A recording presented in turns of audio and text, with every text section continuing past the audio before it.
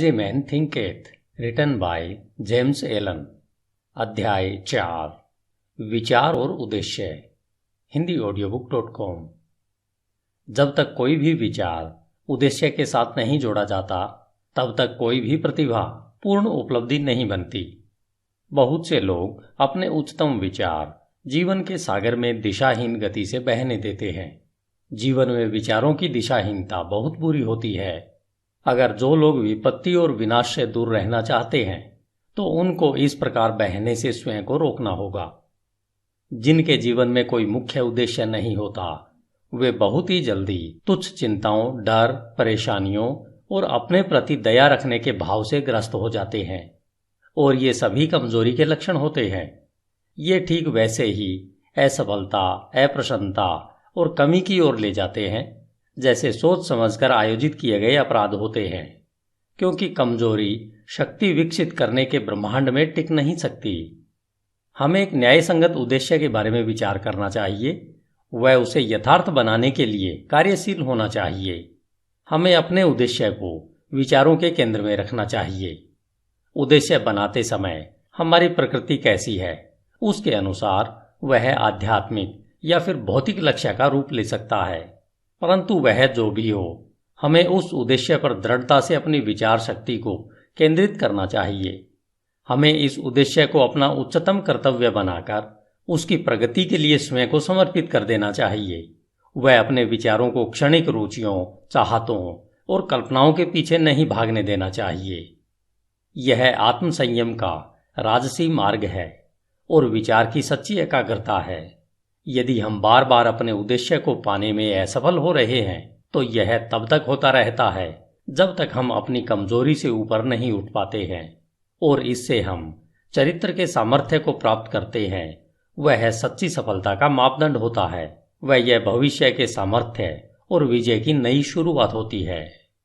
जिनका कोई महान उद्देश्य नहीं होता है, उन्हें अपने विचारों को कर्तव्य के अचूक प्रदर्शन पर केंद्रित करना चाहिए, फिर चाहे उनका कार्य कितना ही छोटा क्यों न दिख रहा हो। केवल इसी तरीके से विचारों को एकत्रित करके केंद्रित किया जा सकता है। वह संकल्प और ऊर्जा को विकसित किया जा सकता है।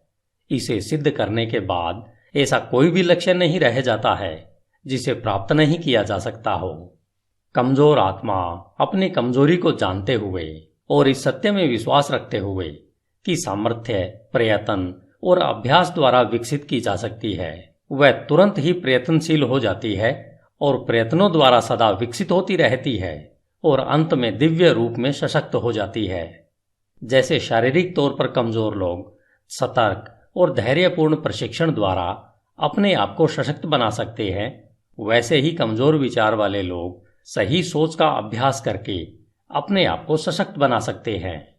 दिशाहीनता व कमजोरी को दूर करके किसी भी उद्देश्य के साथ सोचना उन सशक्त लोगों की श्रेणी में पहुंचना है, जो कि सफलता प्राप्ति के लिए एक मार्ग के रूप में पहचानते हैं और जो सब परिस्थितियों को अपने अनुकूल बनाते हैं, और जिनके विचार सशक्त हैं, वे बिना किसी डर से कोशिश करते हैं और कुशलता से उसे प्राप्त करते हैं। अपने लक्ष्य निर्धारण के बाद हमें मानसिक तौर पर उसको प्राप्त करने का एक सीधा मार्ग बिना दाएं बाएं देखे तैयार करना चाहिए। अपने अंदर छुपे हुए संशय व डर को शक्ति से निकाल फेंकना चाहिए। ये वे विच्छेदक तत्व हैं जो प्रयत्न की सीधी रेखा को तोड़कर उसे तिरछा, अप्रभावी व बेकार बना देते हैं। संशय और डर के भाव के विचारों से कभी कुछ भला नहीं हो सकता है। वे हरदम असफलता की ओर ले जाते हैं।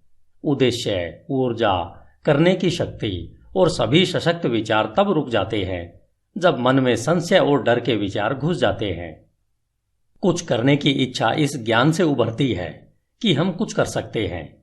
संशय और भय ज्ञान के सबसे बड़े शत्रु हैं, और वह लोग जो उसे बढ़ावा देते हैं उन्हें मारते नहीं, बल्कि वे हर कदम पर निष्फल होते रहते हैं।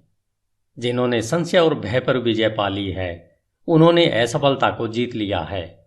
उनका हर विचार सामर्थ्य से जुड़ा हुआ है और सभी परेशानियों का साहस के साथ सामना कर उन्हें बुद्धिमानी से वश में किया जा सकता है। उनके उद्देश्य वातावरण के हिसाब से बोए जाते हैं और वे ऐसे फल फूल देते हैं जो समय से पहले नहीं गिर जाते हैं।